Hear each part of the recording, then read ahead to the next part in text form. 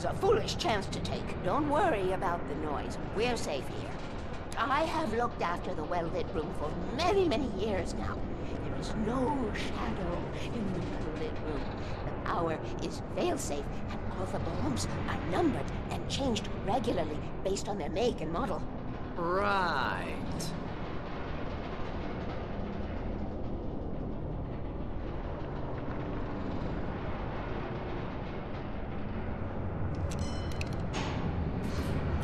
There's an old army base at Raid Cove Point, north of here. It was active during the Second World War. They operated here back then. They must have built this. Yes, they did. It's my place now.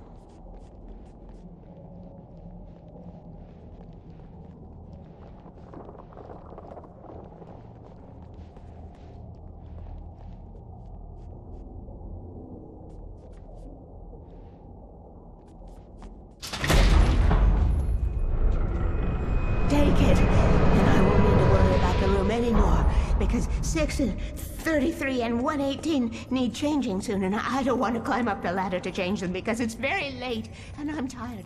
And if you take it, I won't have to do that anymore. The page was autobiographical, a memory from my childhood.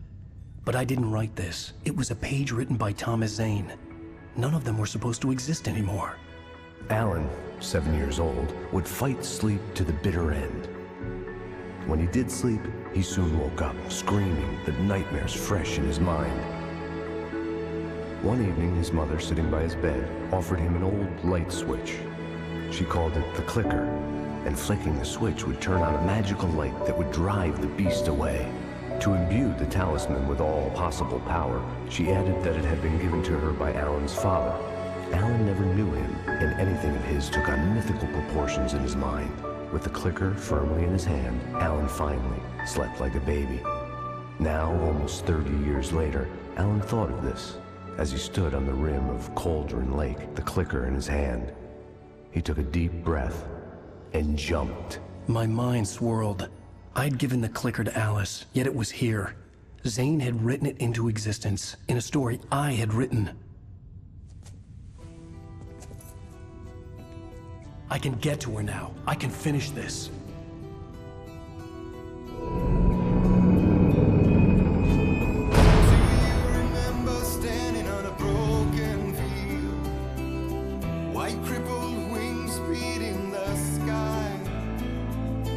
Harbingers of war with their nature revealed and our chances flowing by. If I can let the memory heal. Previously on Alan Wake, I wrote a horror story that has come true. Thomas Zane did the same in the 70s. You will go no further. If I continue like the Dark Presence wants me to, the story I'm writing won't save Alice. It's a horror story. No one will survive. You knew Zane! Thomas Zane! You're the Lady of the Light in the song! He left something behind to help me. The clicker. Alan thought of this as he stood on the rim of Cauldron Lake, the clicker in his hand. He took a deep breath and jumped. I can get to her now. I can finish this.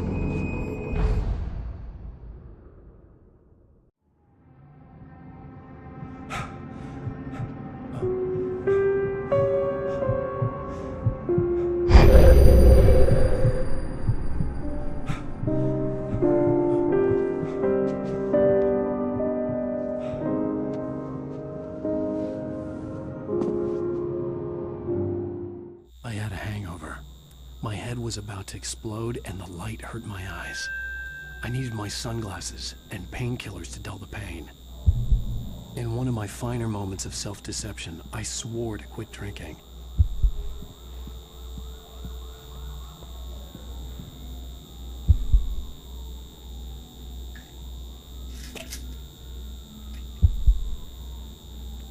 The pills worked fast. The prospect of being awake started to seem bearable again. The lights were like needles in my eyes. I needed my sunglasses.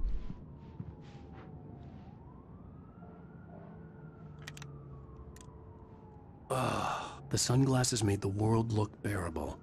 Now I could keep my eyes open without feeling like a vampire in the sun. There was a message waiting for me on the machine. You have one new message. Al! Are you still asleep? Wakey, wakey! You should have your show on your TiVo. If Alice wasn't too mad to record it.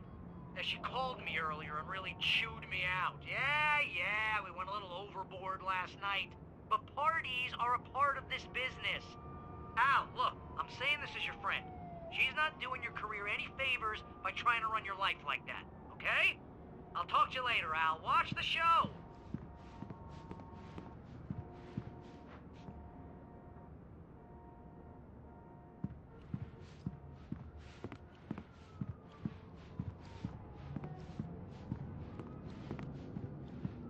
I'd been a guest on the talk show the previous night, talking about my latest book.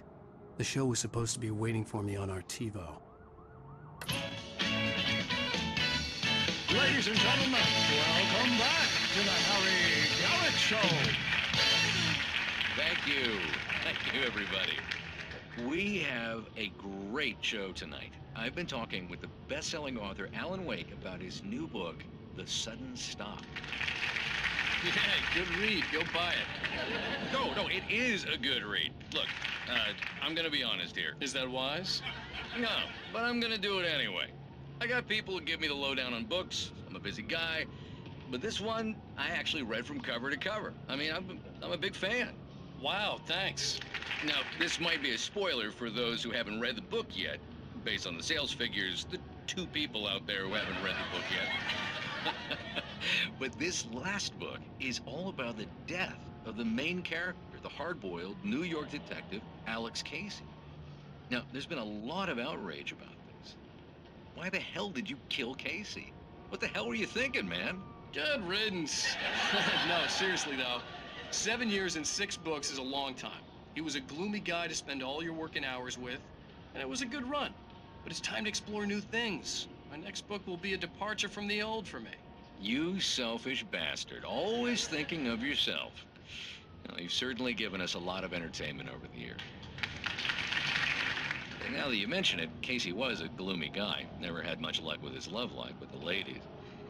Was that autobiographical in any way? Yeah, no kidding. Casey's lady friends tended to die on him. With Casey, it was all about his pain. No, nothing autobiographical about that. I'm a happily married man. My wife is my muse. Well, congratulations. That's great to hear.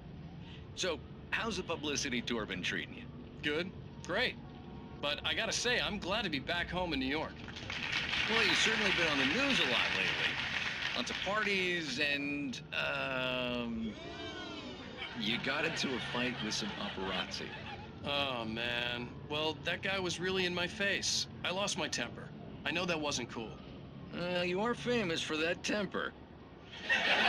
Well, I did also write several books. Well, your latest novel is called The Sudden Stop, and it's in bookstores now. Go get it. That means the 2 of you out there who haven't bought it yet. Ladies and gentlemen, that's all we have for you tonight. I want to thank all our guests for the evening. Alan Wake, Sam Lake. Once more, do the face for a Sam. There we go. And our musical guests, Poets of the Fall. Thank you, and good night. At least I'd been funny. I told myself I could live with that. Hey, honey. Ready to watch the show? I didn't say anything stupid if that's what you want to know. Okay, Grumpy. You want an aspirin or something? Are you going to start with me about drinking now? You know what?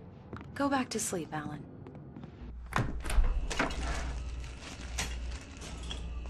What? Now you can't even talk to me? Well, this morning I was angry because you said you'd be home at midnight and you showed up at 7 a.m. and passed out in mid-sentence.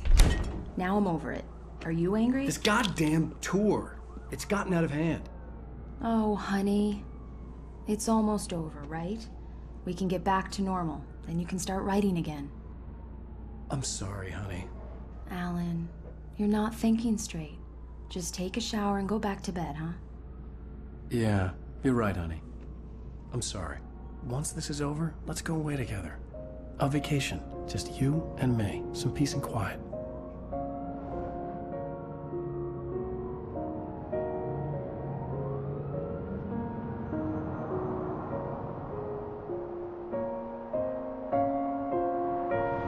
Somehow, The clicker was the key to the cabin. I had to return to Cauldron Lake to save Alice.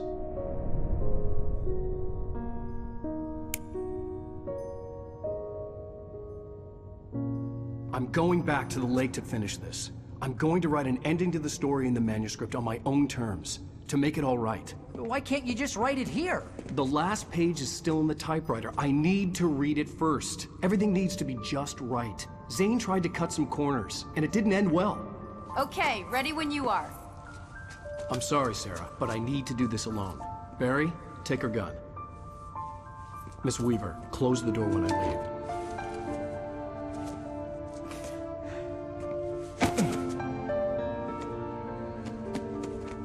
Good luck, Al. See you later.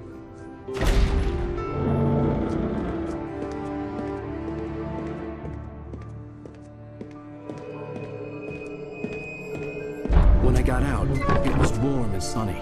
I'd flicked the switch of the clicker. Had it done this? I didn't stop to question it. I had to take advantage of the sunlight to get to the lake. On Zane's page, I'd stood on the rim of Cauldron Lake, about to use the clicker. That's where I was headed.